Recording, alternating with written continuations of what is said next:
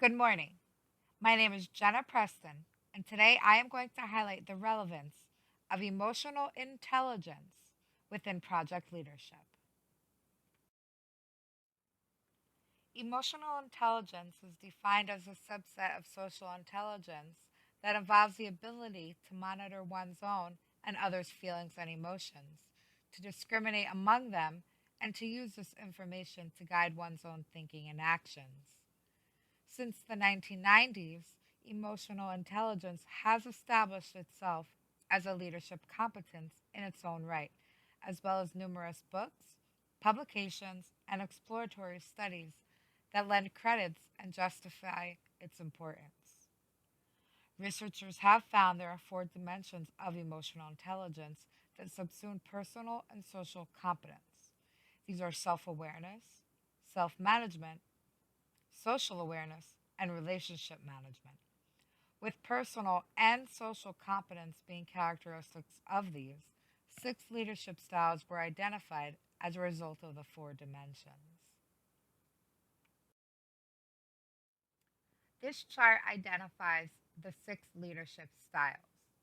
It also examines which phase in the project the style will be most effective. We begin with the visionary leadership style. This style is an imagined concept. It is where you see an organization heading in the future. A visionary leader is inspired by this vision and shows others how they can participate and assist in fulfilling this vision. A great example of a visionary leader is Dr. Martin Luther King and his I Have a Dream speech.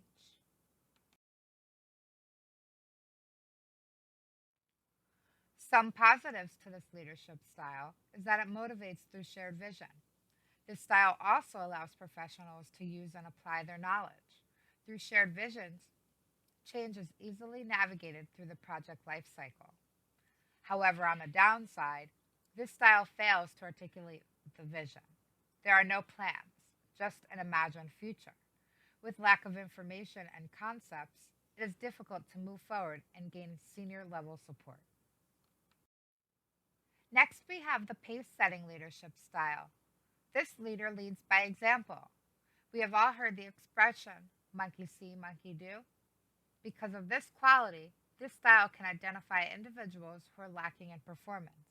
A great example of a pace setting leader is Jack Welch, a retired business executive who in past years was chairman and CEO of General Electric. The pace setting leadership is very effective short term.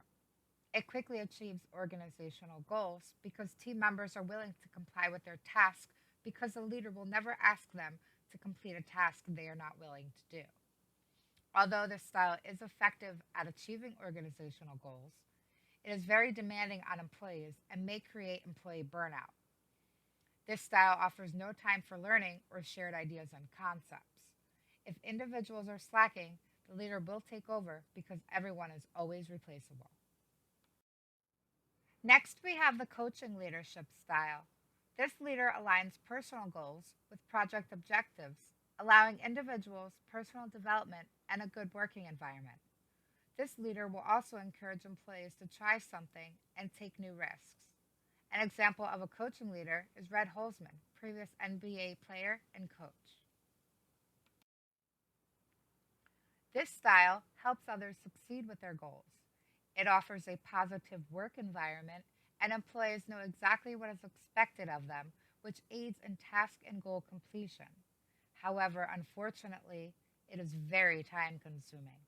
The organization and the leader also have a large upfront employee investment due to time and training tools.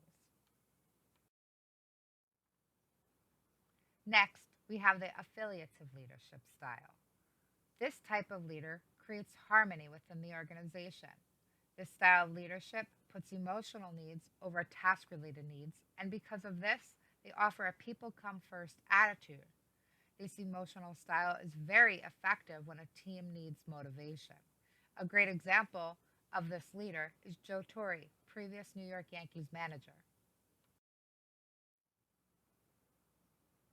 Positive characteristics of this leader is that they place emphasis on the employee rather than the organizational needs and goals. This creates a strong emotional bond and sense of recognition and self belonging. Unfortunately, because of the focus on emotions, issues are left unaddressed and team members lack a clear direction. This style also cannot identify individuals who are lacking in skills and not performing to the best of their ability. Eventually, these qualities will negatively affect the project outcome. The next leadership style I would discuss may be familiar: the democratic leadership style. This style offers a participative style. The leader capitalizes on team skills and follows the motto, "Together, everyone achieves more."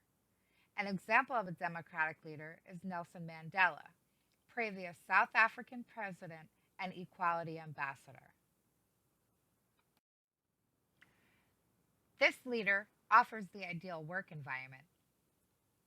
They encourage collaboration, open communication, recognition, and a sense of self belonging.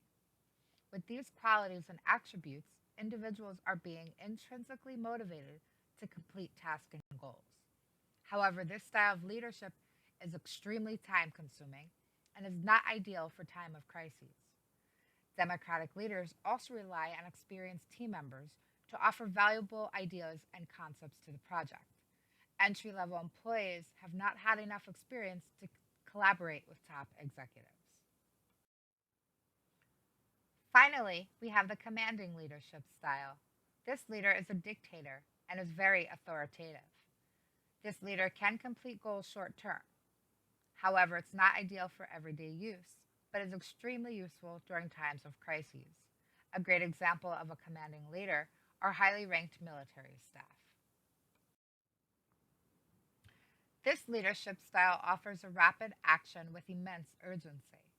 Leaders give clear direction, which allows team members to follow and obey orders. Unfortunately, the negatives of the style outweigh the positives. This leader is very critical and only offers a one-way line of communication. Team members become dependent, and this will limit their thinking and use of skills.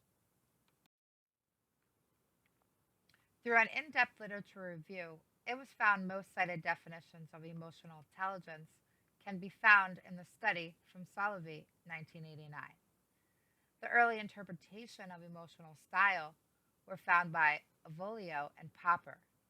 These papers start to identify the values of emotional intelligence. Avolio and Popper focus more on influencing the emotions and behaviors rather than on understanding them. Goleman popularized a new school of leadership that was based exclusively on emotional intelligence. Later, Goleman and Cooper together popularized and identified emotional intelligence as a leadership competence and defined its dimensions and styles. Further publications from Goleman presented a detailed analysis of substyles within the emotional school and established emotional intelligence as a critical leadership competency separate from cognitive and social intelligence.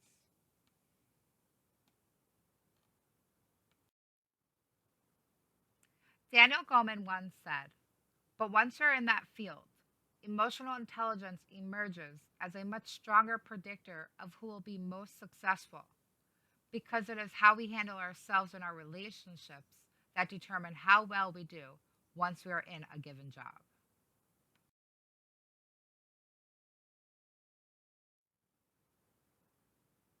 Did you know animals exemplify many of the components and elements of emotional intelligence and leadership?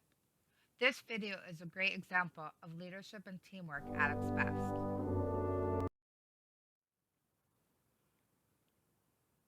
I would just like to take the time to thank you for watching my presentation. For more information or for a copy of this paper, please feel free to contact me via email. I hope you enjoy the rest of the conference. Thanks again.